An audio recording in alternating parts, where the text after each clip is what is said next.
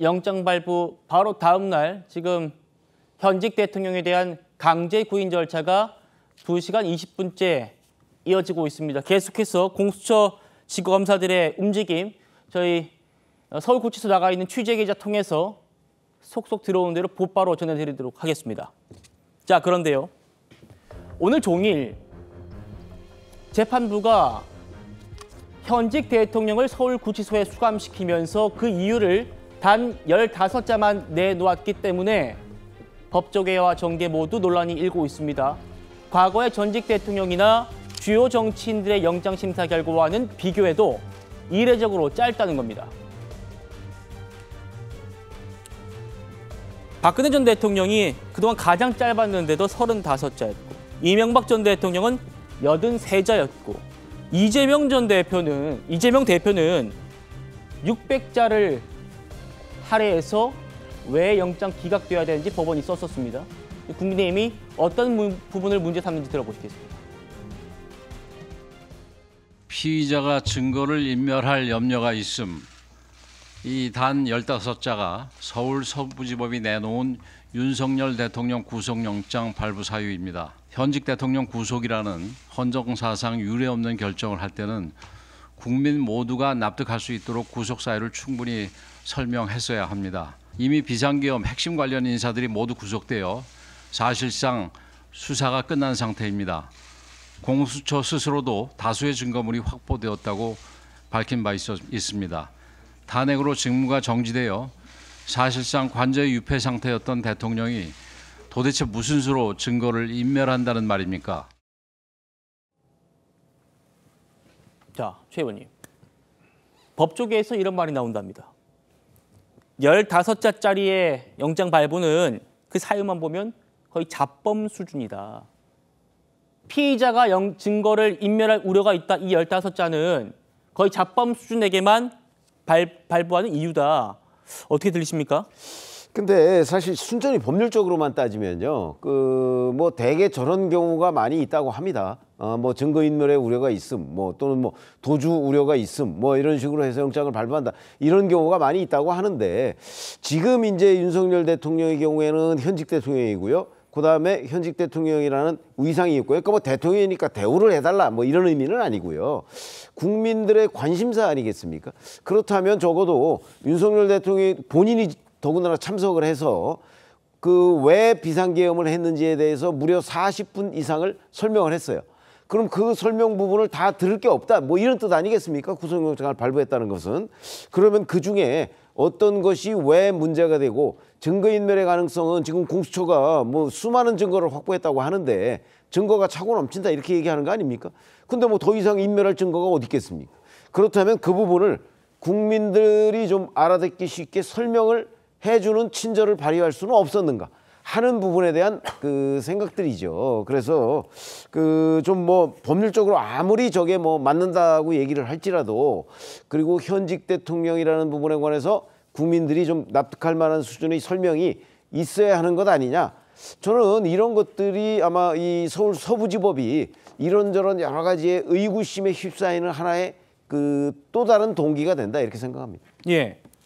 다시 한번 역대 대통령들 그리고 이재명 대표의 구속영장에 몇 차가 적시됐었는가 다시 한번 보여주십시오. 김정태 의원님. 2023년이었죠. 서울중앙지법의 유창훈 부장판사가 이재명 대표 영장 기각하면서 기각 사유만 600자를 썼습니다. 하물며 현직 대통령을 구속하는데 15자만 쓰는 게 이게 공정한가, 형평성이 맞는가 이런 문제 제기를 하는 겁니다. 국민의힘에서. 어떻게 말씀 주시겠어요? 저는 이것을 형평성으로 보는 부분들은 이해할 수 없다라고 봅니다. 좀 전에 영상에서 나왔습니다만 전직 대통령들이 구속됐을 때에 그 이명박 대통령이 제일 길었는데 83자였습니다. 이것은 뭐냐 하면 대통령들에 대해서 이것을 기각한 상황이 아니에요. 인정한 거예요. 영장이 왜 발부가 되었는가를 인정한 겁니다. 이것을 앞에 서술어가 길다고 해가지고 결론이 바뀌는 게 아니에요. 결국 박근혜 전 대통령도 이게 그 어떤 좀 지금 요번에 발표했던 것처럼 결국은 앞에 설명을 어떻게 했든지 간에 증거인멸의 가능성이 있다. 이런 것 때문에 그러신 것입니다. 이재명 대표하고 자꾸 비교를 하시는데 이재명 대표는 영장을 기각했던 겁니다. 그 기각이라는 것이 일반 국민들이 왜 기각이 됐는지, 왜 이재명 대표는 체포가 되면 안 되는 것인지 하는 부분에 대해서 당연히 궁금한 것이죠. 그렇기 때문에 여기에 대해서는 많은 설명이 필요했을 수 있습니다. 지금 이재명 대표하고 윤석열 대통령을 모든 사안에 대해서 비교하고 시시비비를 가리자고 하는 것, 그리고 형평성의 문제를 들이대는 것, 이것은 정말 잘못됐다고 보고, 한 가지만 더 말씀을 드리면 윤석열 대통령이 증거인멸의 가능성이 없다라고 말씀을 자꾸 하시는데, 오늘만 해도 그 윤석열 대통령이 12.3 비상계엄 당일날 저녁에 그 삼청동 안가를 이용했지 않습니까? 거기에 대해서 안가의 CCTV를 압수수색하려고 오늘도 나갔습니다. 지난번에도 나갔다가 결국 형사소송법 110조, 111조 이게 군사시설 같은 경우에는 그 허가를 사전에 받지 않으면 들어가서 압수수색을 할 수 없다라는 조항을 가지고 결국 압수수색을 하지 못했습니다. 그런데 오늘도 갔는데 여전히 협조가 잘 안 되고 있는 것 같아요. 경호처에서 압수수색을 허락하지 않고 있습니다. 또 좀 전에도 제가 한번 말씀드렸습니다만 윤석열 대통령이 비화폰을 통해서 수방사령관, 방첩사령관, 정보사령관, 홍장표 국정원 2차장 여러 사람, 조지호 경찰청장까지 여러 사람들하고 통화를 했었던 기록, 이것에 대한 그 비화폰의 서버가 어디 있냐, 경호처가 관리하고 있습니다. 그 서버 기록을 압수수색해 오려고 했더니 그것도 안 줬어요. 여전히 그 기록들이 삭제될 수 있는 증거인멸의 가능성이 있는 것이고, 그 부분에 대해서 김성훈 차장이 지시까지 했는데 그 지시를 윤석열 대통령으로부터 받았다 하는 부분에 대해서 그 특조단의 수사 기록이 지금 나오고 있다는 걸 말씀을 드리는 것이고, 그렇기 때문에 이 구속 사유가 길 필요가 없다. 앞에서 서술어가 길다고 해가지고 동사가 변하겠습니까?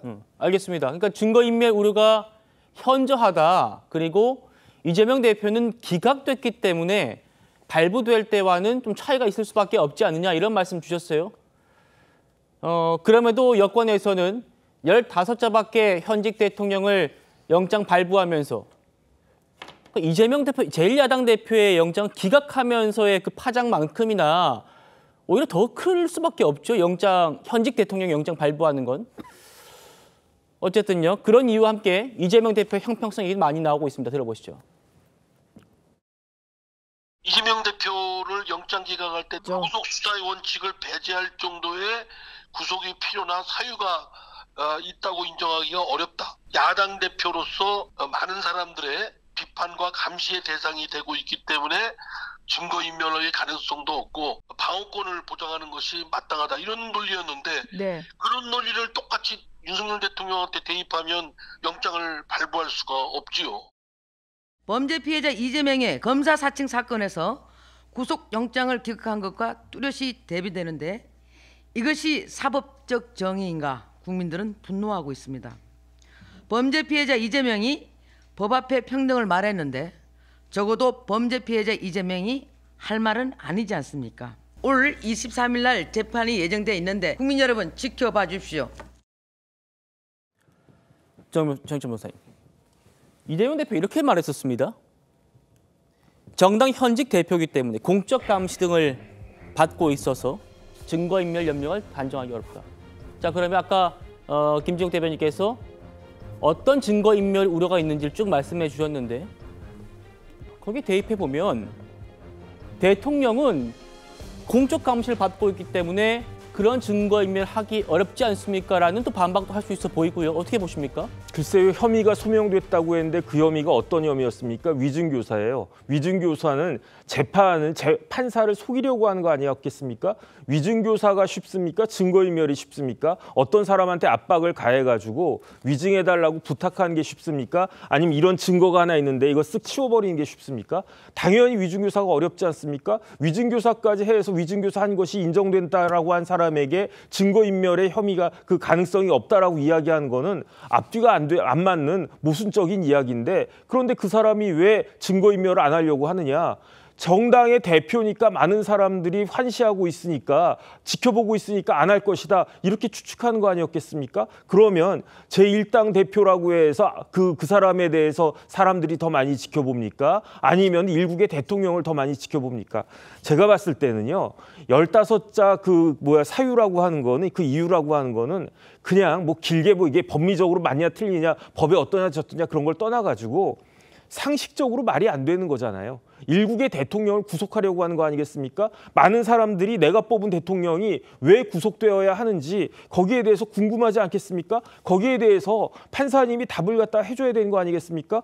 그다음에 지금은 이건 단순히 뭐 증거인멸, 도주 우려 이런 문제가 아니고 공수처에 과연 수사권이 있는가, 서부지법에 과연 관할권이 있는가 여기에 대해서 의문이 계속 있는데 체포영장 발부되고 그 적부심 기각되고 구속영장까지 발부됐지만 그 어떤 판사님도 왜 이렇게 공수처에게 수사권이 있는지 서부지법에게 관할권이 있는지 제대로 설명 하나도 안 했단 말이에요. 그렇다라고 하면 적어도 영장실질심사를 해서 오랜 시간 동안 이야기를 쭉 들었던 차은경 부장판사는 다른 판사보다는 더 이 부분에 대해서 이야기를 해줘야 되는 거 아닌가.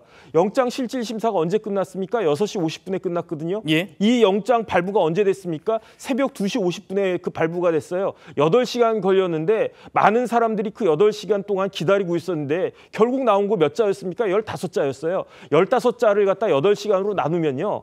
30분에 한 글자 썼다는 이야기 아니었겠습니까? 이거는 무성의한 걸 떠나가지고 국민들을 조롱한 것이다. 그렇기 때문에 법원에 대한 신뢰가 지금 저 정도까지 추락하고 있는 것이다. 전 개인적으로 그렇게 생각하고 있습니다. 알겠습니다.